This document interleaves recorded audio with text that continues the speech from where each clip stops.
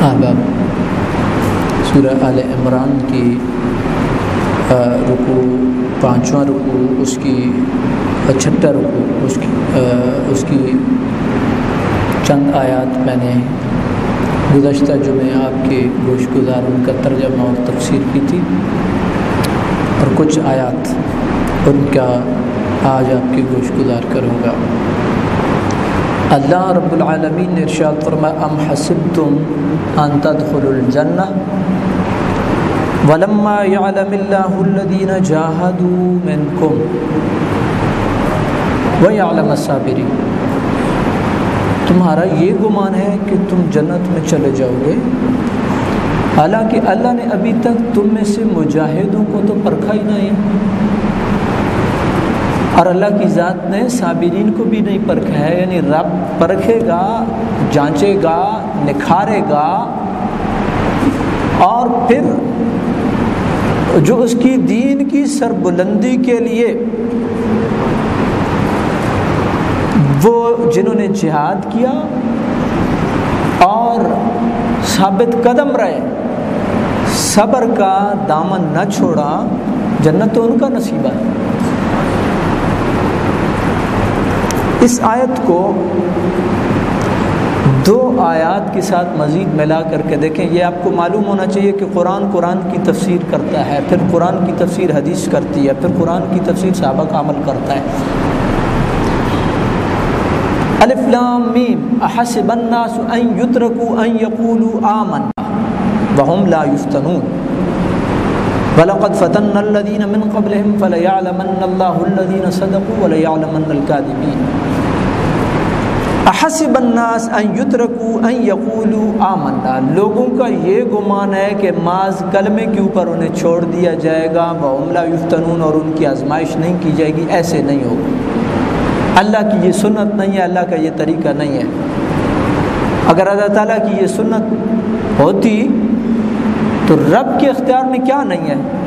بدر کا معرکہ کیوں برپا ہوتا، احد کا کیوں ہوتا، نبی کریم علیہ السلام اپنے چچا کو کیوں شہید کرواتے، اپنے نواسوں کو اور اپنے خاندان کو کیوں، پورے گھر کو کیوں لٹاتے؟ یہ اللہ کی یہ سنت نہیں ہے۔ اللہ تعالیٰ آزماتا ہے سچے کون ہیں، جھوٹے کون ہیں۔ تو اس کا مطلب یہ ہے کہ ایمان کے ساتھ عمل صالح یہ بنیاد ہے، بڑی بنیادی چیز ہے۔ یہی وجہ پورے قرآن میں جہاں بھی آمنو کا ذکر ہے، ساتھ عمل الصالحات کا ذکر ہے پورے قرآن میں۔ اس کی چھوٹی سی مثال، والعصر ان الانسان لفی خسر الا الذین آمنوا وعملوا الصالحات۔ ایمان، عمل صالح، اور عمل صالح وہ نماز بھی ہے، روزہ بھی ہے، حج بھی ہے، زکوٰۃ بھی ہے، اور اس کے ساتھ ساتھ جہاد فی سبیل اللہ بھی ہے۔ اور نبی کریم علیہ السلام کی ایک حدیث ذہن میں رکھیں، حضور نے ارشاد فرمایا یہ جنت تلواروں کے سائے کے نیچے ہے۔ برادران اسلام، اللہ رب العالمین نے ارشاد فرمایا کہ تمہارا یہ گمان ہے کہ تم جنت میں چلے جاؤ گے، جبکہ ابھی تک اللہ تعالیٰ نے تمہارے مجاہدوں کا امتحان بھی نہیں لیا، صابرین کا امتحان بھی نہیں لیا۔ اللہ امتحان لے گا، پھر جنت میں تمہیں بھیج دے گا۔ سادہ سا اس کا ترجمہ ہے۔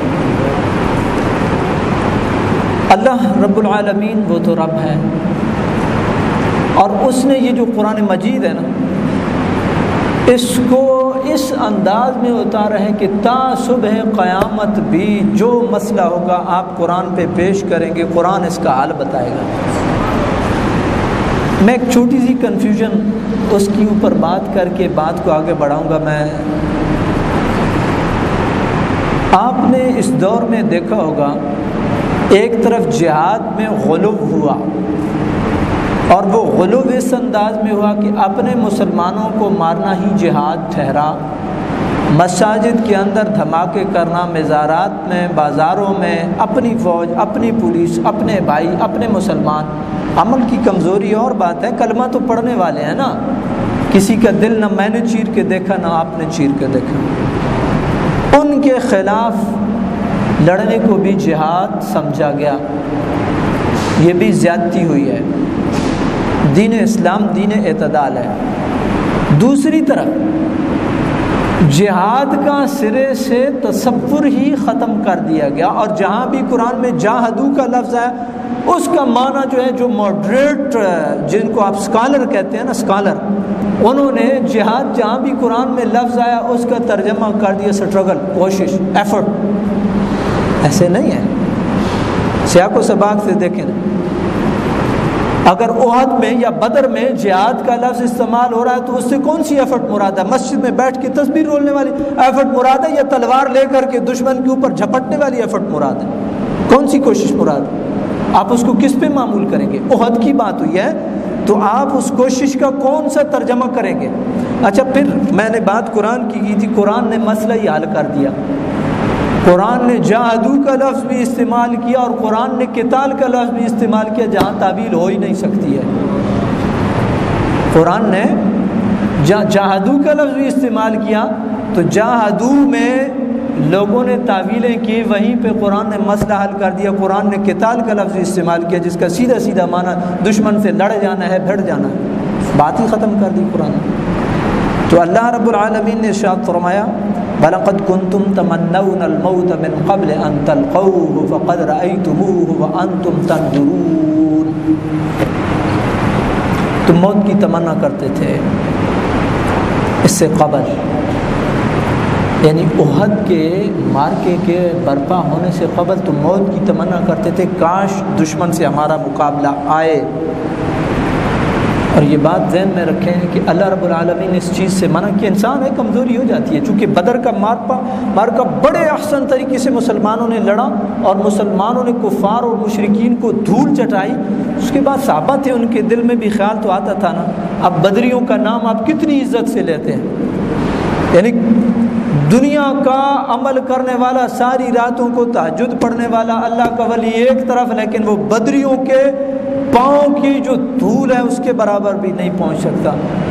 تو اس اجر اور ثواب کی بنیاد پہ مسلمانوں نے پھر تمنا کی، کاش دشمن سے پالا پڑتا، ہم ان کا مقابلہ کرتے اور اپنی جانوں کے نذرانے پیش کرتے۔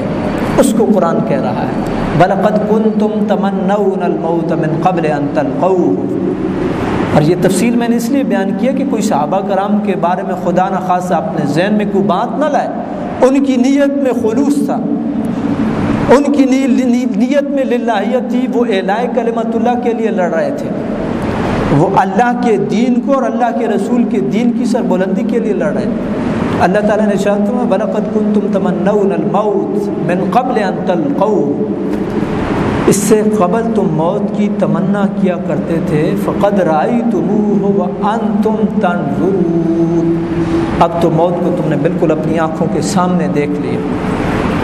نہیں، حضرت خالد بن ولید جو کہ اس وقت مسلمان نہیں تھے، انہوں نے جب حملہ کیا تو کتنا نقصان ہوا اور کتنی بھگدڑ مچی، تو اپنے سامنے اپنا ساتھی وہ شہید ہوتا دیکھ کر کے انسان کی کیا کیفیت ہوتی ہے۔ تو قرآن مجید فرقان حمید مسلمانوں کی حوصلہ افزائی کر رہا ہے کہ کوئی بات نہیں ہے، اگر شہادتیں ہو گئی ہیں، نقصان ہو گیا ہے، کوئی بات نہیں ہے، تم اگر زندہ رہے تو غازی ہو، تم مر گئے تو جنت تمہارا مقدر ہے، اور تمہارا تا صبح قیامت تک نام عزت سے، احترام سے اور بڑے اس سے لیا جاتا رہے۔ یہ مسلمان کا اعزاز ہے۔ یہ تو ہم ہیں کہ بس گھبرائے ہوئی ہیں اور کہتے ہیں کہ بس دنیا، اگر آپ صحابہ کرام کی زندگیوں کو دیکھیں تو صحابہ کرام کی زندگیاں کیا جو بدر میں اترے تھے یا احد میں اترے تھے تو کوئی آسان کام ہے؟ بڑا مشکل کام، بڑا مشکل کام۔ آپ اور میں اب جاتے ہیں نا تو وہ جو چھوٹا سا درہ ہے نا، وہ بالکل وہ مطلب مٹی اور وہ سے پتھر گر گر وہ چھوٹا سا رہ گیا، ہم اس میں نہیں چڑھ سکتے، صرف وہ جو سامنے احاطہ ہے اس کے سامنے کھڑے ہو کر کے دعا جو ہے وہ مانگ کر کے بس فوراً پیچھے بس کی طرف بھاگتے ہیں۔ تو اس دور میں جنگ کی کیفیات ہوں اور کلیجے منہ کو آ رہے ہوں، دشمن کے سامنے کھڑا ہونا آسان کام نہیں۔ تو اللہ رب العالمین نے ارشاد فرمایا، پھر وہ جو ایک پروپیگنڈا ہوا تھا اس کا قرآن مجید فرقان حمید جو ہے وہ اس کو بیان کر رہا ہے۔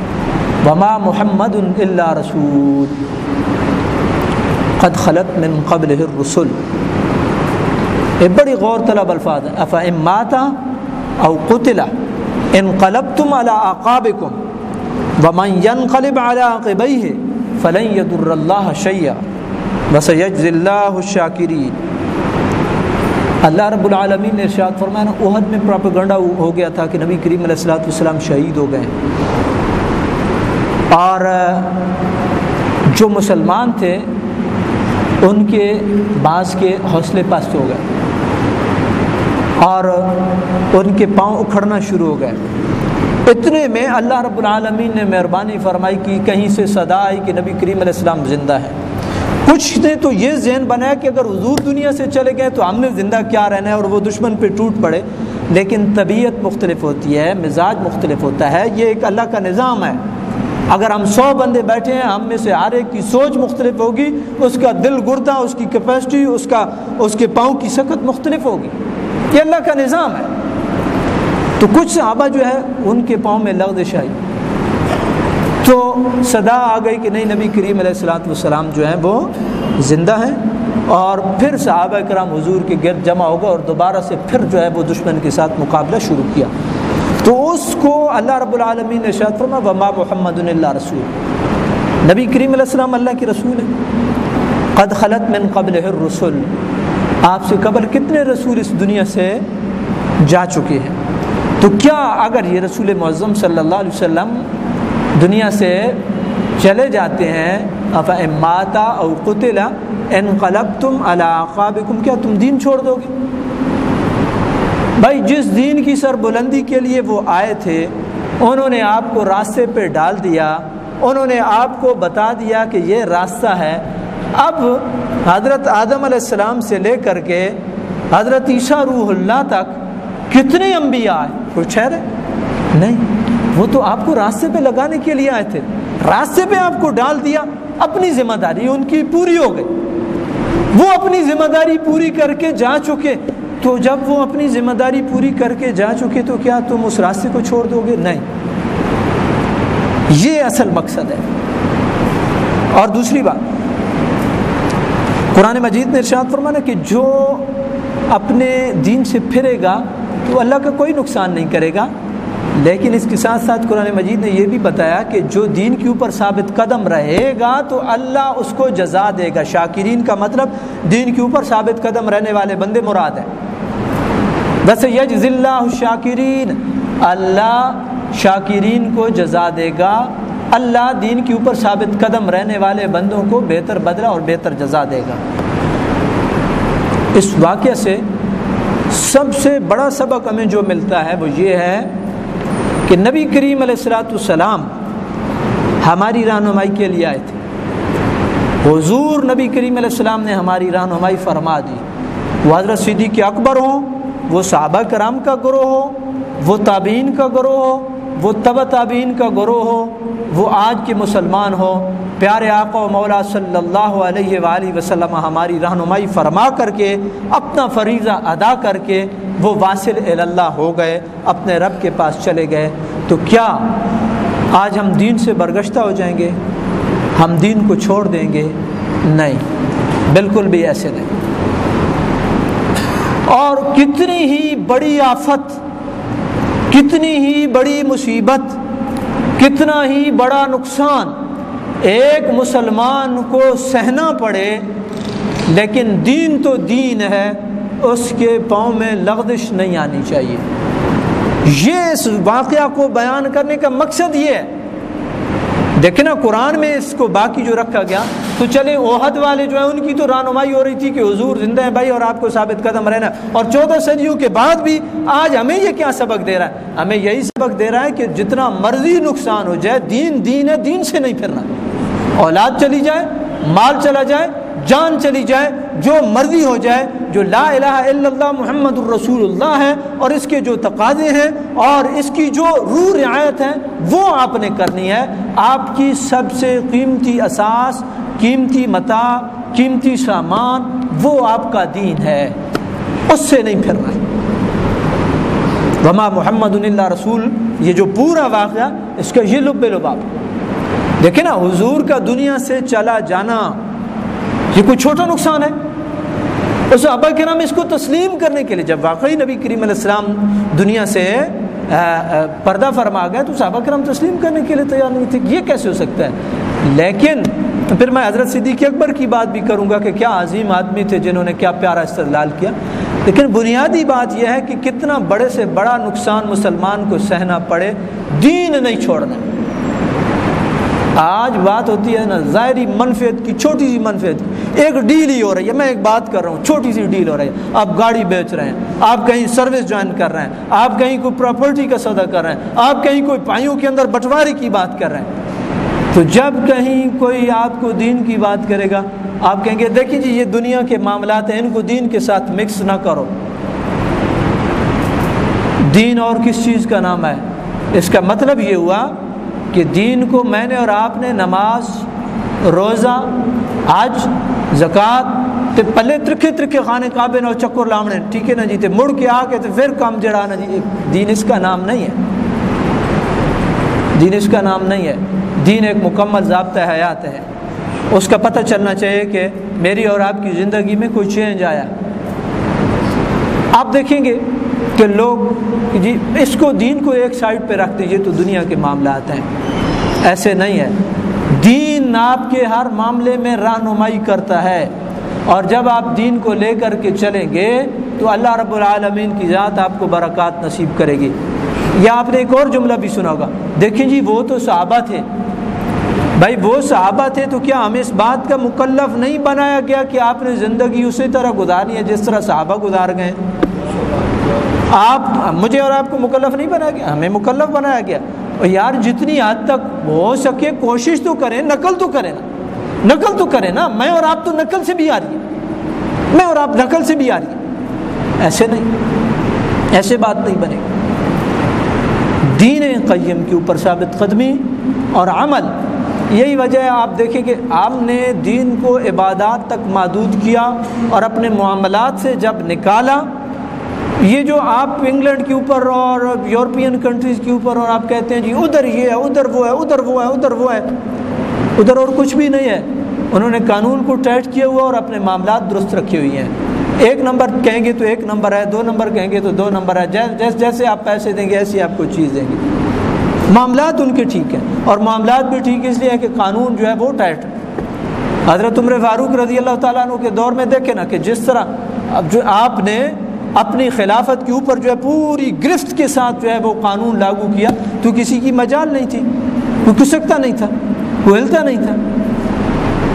تو یہ بنیادی چیز ہے کہ کوئی بندہ اپنے آپ کو اس طرح جان نہیں چھڑا سکتا کہ دیکھیں جی وہ تو صحابہ تھے اور اس دور میں برکت تھی. اس دور میں برکت ضرور تھی، لیکن کیا اس کا یہ مطلب ہے کہ ہم بالکل ہی دین سے عاری ہو جائیں اور ہم صحابہ کے عمل کو اور تقلید کو چھوڑ دیں؟ نہیں، یہ مطلب نہیں ہے. دوسری بات، تیسری بات، حضرت صدیق اکبر رضی اللہ تعالی عنہ کی شان کے حوالے سے ان آیات سے جو ہمیں ملتی ہے کہ اتنا بڑا آدمی امت کے اندر ایک تو صف بنے گی نا انبیاء کی،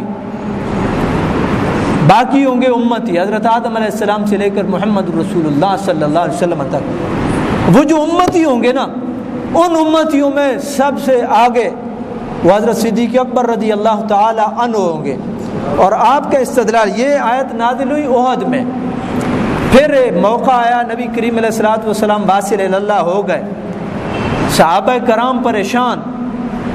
حضرت صدیق اکبر نے دوبارہ اسی آیت کی تلاوت کی، وما محمد الا رسول قد خلت من قبلہ الرسل افئن مات او قتل انقلبتم على اعقابكم ومن ينقلب على عقبيه فلن يضر الله شيئا وسيجزي الله الشاكرين. صحابہ کرام کہتے ہیں خدا کی قسم ایسے لگا جیسے قرآن دوبارہ نازل ہو رہا ہے، قرآن دوبارہ نازل ہو رہا ہے. یہ ہے صدیق اکبر رضی اللہ تعالی عنہ. آج لوگ نا باتیں کرتے ہیں بہت معذرت کے ساتھ حضرت صدیق اکبر کے حوالے سے، وہ جی ان کی خلافت پہ اجماع نہیں ہے، وہ یہ ہے جی وہ ہے جی.